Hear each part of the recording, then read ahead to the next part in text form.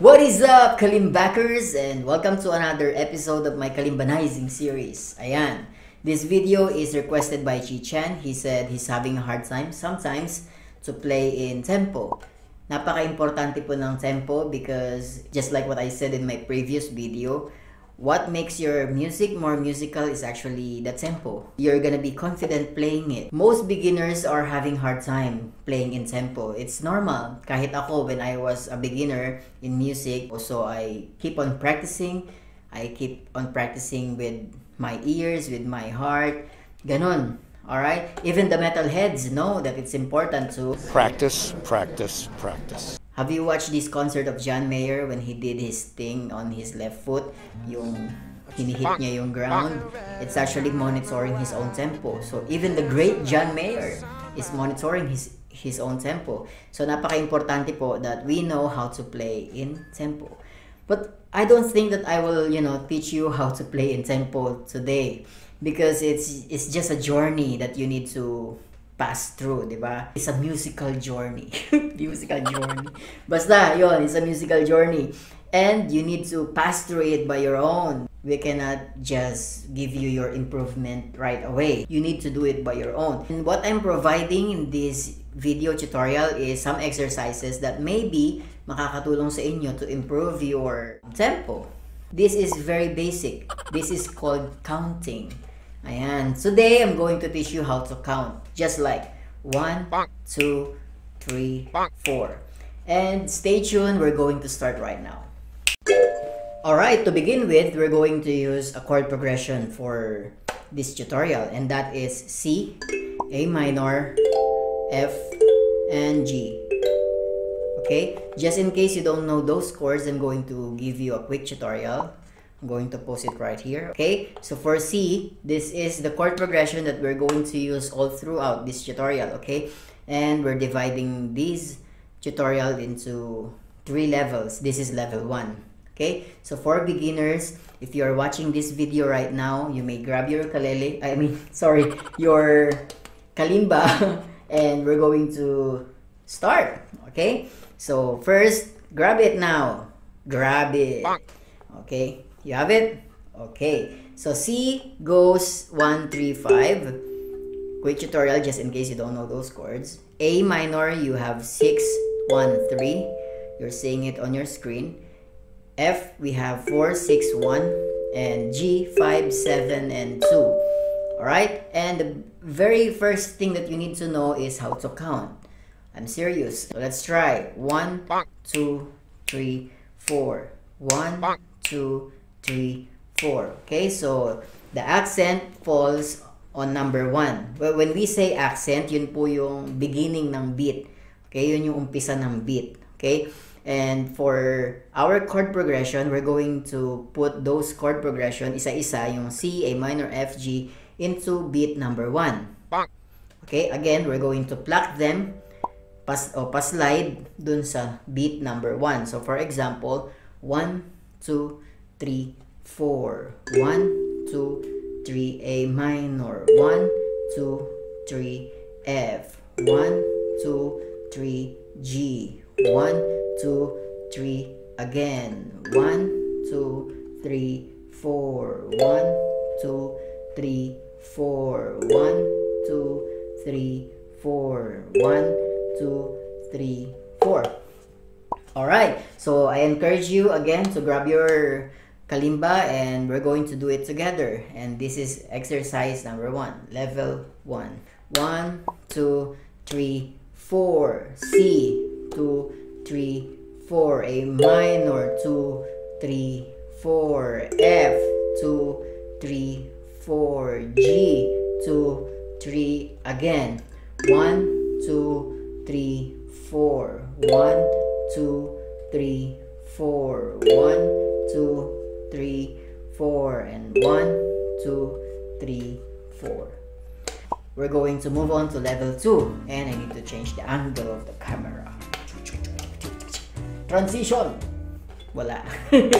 Alright, so ang counting na ginawa natin kanina ay 1, 2, 3, 4. This time, in level 2, we're going to use the counting na 1 and 2 and 3 and 4 and 1 and 2 and 3 and 4. Ganun na yung counting natin.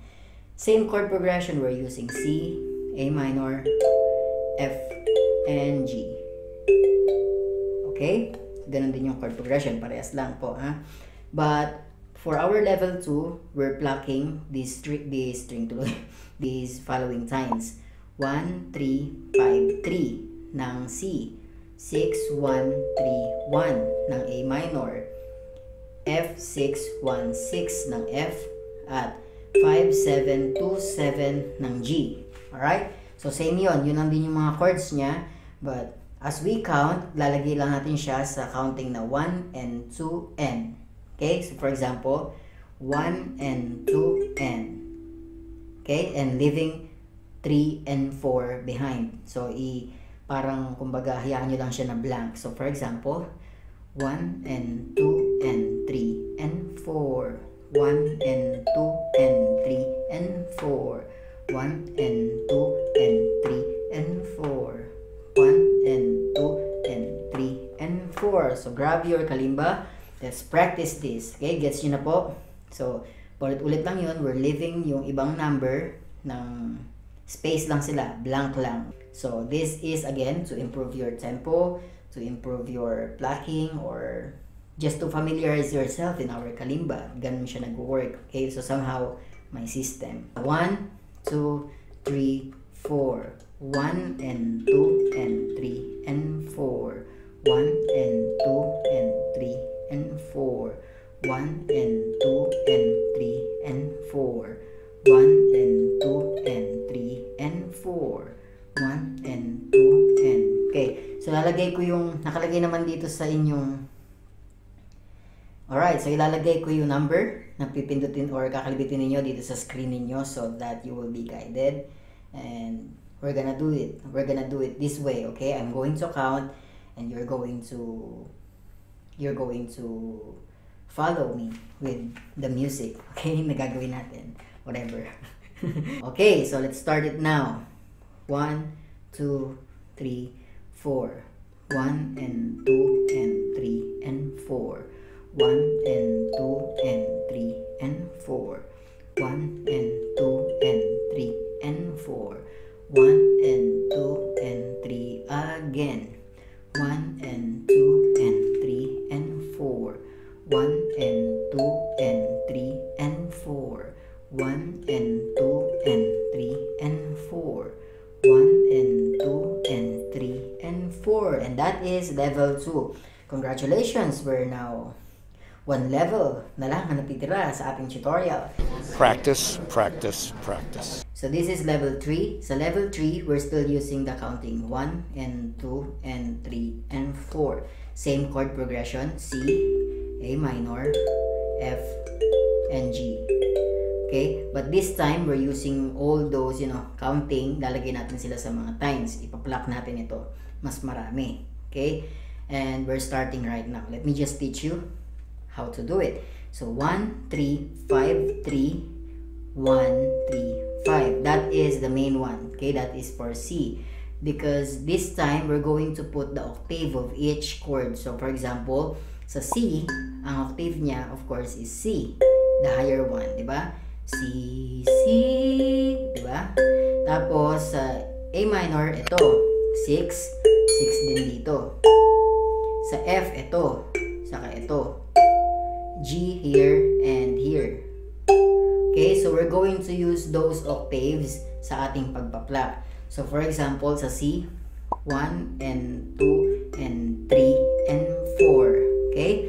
You see that? Chord tayo. Chord C. Then go to octave, and then back to the chord. 3, 5, okay? 1, 2, 1, and 2, and 3, and 4. Okay? So, sa A minor, parang ganito. 1, and 2, and 3, and 4.